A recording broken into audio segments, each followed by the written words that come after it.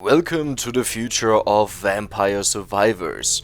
Now, I don't think it's a secret that my channel pretty much revolves around Vampire Survivors, and it will definitely stay like this, so when I saw the roadmap I got really excited. The moment it got released I went into the code and tried to find things about the stuff that we see in a second, and I did find some interesting things that I was not expecting. But when I enabled them, that they are not hidden anymore, it just crashed the game pretty much. So either those are placeholders, or they will receive updates in the future. So good for me that I know where to look in the future if something changed. But let's talk a bit about the roadmap. This is not the first roadmap that was put out, and pretty much in December it was said that the game is pretty much 60% done. Which, if you look at this update alone, 4 months later, yeah, that's not kind of true. As in, there was obviously a lot of hype around Vampire Survivors, it took off, so the dev put a lot more work into it. When the roadmap was posted, it was pre the last update, so Pugnala is not in here, as well as her 3 new weapons. Which means characters 16 out of 24 are there, 8 more are coming.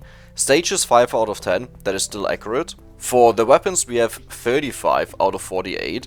There are still a lot of them coming. Now it doesn't say anything how many of those are evolutions and how many of those will be just, typical active weapons.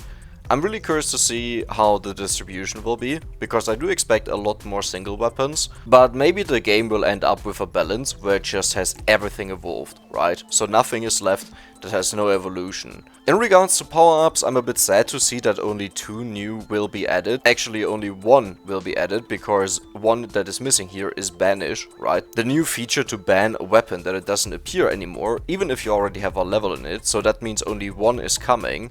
Achievements, yeah, there will probably be a lot in the future, but this is pretty much the spicy stuff. Now, the relics, 1 out of 5, that is, yeah, a lot. So we do know that one of them is the Arcanas, and one of them is a treasure map. The rest, we have no idea. My big hope is that the new gameplay option will be a Berserker mode, something that shortens down the time per wave to 30 seconds. And you can play the game insanely fast in comparison to always sticking to 30 minutes. And if you now think, what's the point of shortening it to 15 minutes? Well, if all the waves only last for 30 seconds, then you only have half the time to level up, right? You'll only get half the experience, and suddenly the enemies become stronger. And because they are stronger than usual, you might kill less, which leads to less experience. But then the wave is already gone after 30 seconds, and the next one appears, right? So this would be an amazing game mode to see overall. And the Arcanas, this is nothing surprising to me, because I did see them in the game files, but there is pretty much not a lot of information about them. I assume these will be pretty much, you can collect them, and then you can equip them for certain bonuses, but you can't equip all of them, right? You can only select certain ones that will buff you up, and this has me really excited, given that the game is right now, I would say, still too easy, as in, you have to force yourself into certain challenges that it becomes difficult. It would be weird to just increase your own power level, right, without bringing something in that will make it insanely difficult to beat the game. But at the same time, I wonder how the developer will do this, because it's also not a lot of fun if you just have to rely on the right weapons, that you receive them on the first level up, right? So you just always reset. That would be kind of boring. So yeah, definitely for the Arcanas, I can't wait to see them. It says April. Hey, we are about to hit April, so it's pretty much a couple of days until a maximum of a month if it gets released, and I will do the beta update videos as usual. And yeah, this is pretty much what I talked about. This was the old roadmap. Here with it was estimated to be 60% done with 7 playable characters, 22 weapons. You can see that it's obviously not true, right? And I think if the hype persists and if it becomes even more maybe, then, well, this might just continue a cycle of endless updates, which would not be the first game that does that. So here we can see it says about 70% of the content completion is now done for the planned roadmap. But this does not even include the 2 new major game mechanics that we have seen, the Arcanas. Oh yeah, it doesn't say anything about that here. It only says that the story mode will most likely not happen, which I'm honestly happy about.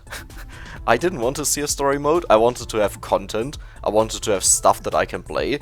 And, well, endless mode, I love the idea. I talked about this many times. I want to see a mode where you fight against real bosses, right? And you have to kill them, otherwise the game doesn't progress. And the boss drops an equipment, okay? It's not a level up, it's not a weapon or so. It is literally an equipment that you can put on characters. And let's say it's, for example, the magic wand. It has negative 5% cooldown. It's a random roll of stats, right? And it's common because it's the very first boss. It's low quality.